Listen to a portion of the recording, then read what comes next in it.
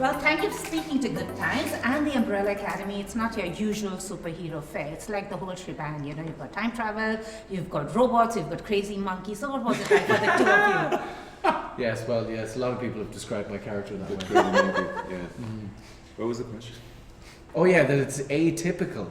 Atypical. It's all manner of stuff flying around in there. Yeah. I think that's because of the source material. You know, there's lots of very, very interesting elements mishmashing in there, and that's from the very odd, very twisted mind of Gerard Way.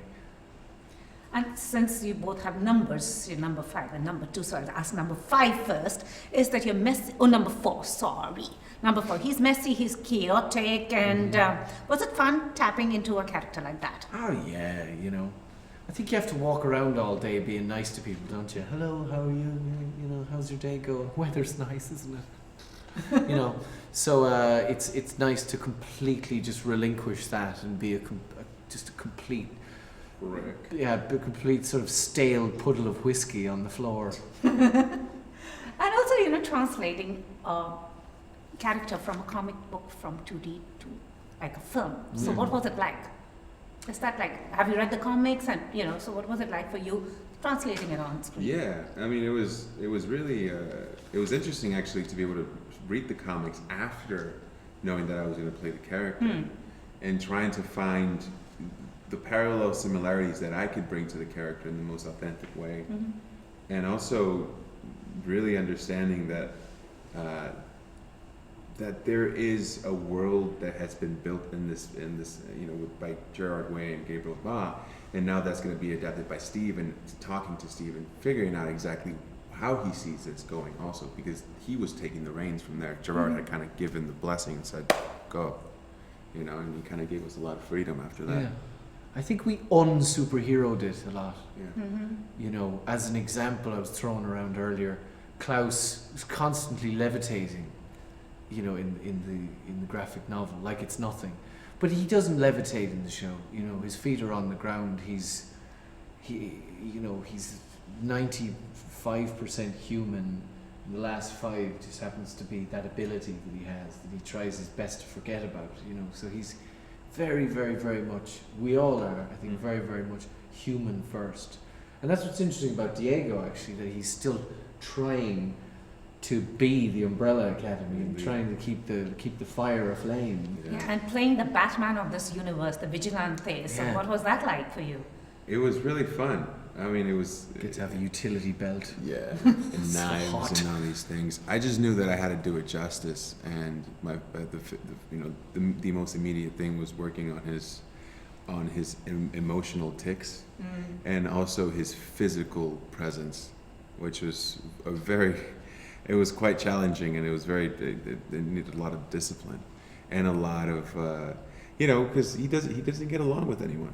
You know, I think that was the biggest thing. You know, from the beginning, he doesn't. Aside from, like, there is a deep connection with all of the siblings. From Vanya, who they used to share music, and Klaus, who they used to have a band together, and you know, Luther, who he has immense respect for, but doesn't want to, you know, recognize it. All right, and also you've played a superhero before in Misfits, so that was more fantastical and urban. So this must have been really different, and your character also has the ability to talk to the dead. Yeah, that's true. That's true.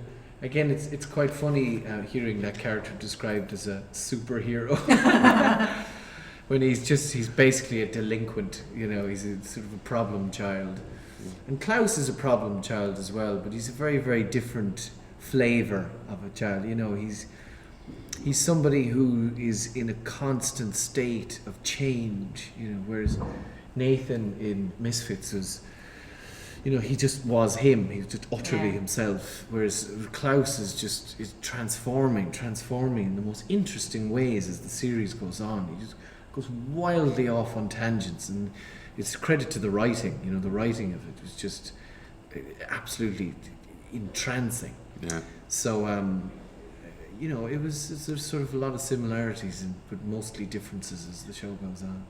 And also, since we were talking, you said you've been to India before. Oh, Plan to make another trip. It was Goa. Goa, baby. Yeah. I did a film there. called Jet Trash, which I co-produced and was in.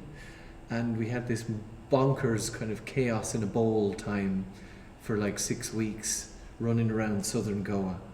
But it was just, it's magnificent. So time for another visit. And since Yeah, there's a lot of magic coming out of the earth there. Let's You go. know, you just feel it in the bottoms, the soles of your feet. Yeah, let's go. We'll go. good, we look forward to hosting you in our country. So what is your idea of a good time, since you're speaking to good times? Being on the beach in Goa. Yeah, I like that. Yeah. Yeah. What about you? Is there a beach on Goa? Yes. It's Oh, yeah. Then we're going. Then It's we're. beach. Then that sounds like a great time to me. We were in the infinity pool sipping a gin and tonic last night. That was quite a good time in our little speedos. And lastly, if you were to meet your characters in real life, the characters you play in Umbrella Academy, what would be the reaction? If You I like- was to meet them, Yeah. I think I'd keep my distance, to be honest, because you'd either get robbed or stabbed. yeah, me too. I'd keep my distance from myself. Anyway, thank you so much. Looking forward to that Thanks, show. Pooja. Lovely speaking to you. Nice to Thank you. meet you. Thank you. Appreciate it. Thank you.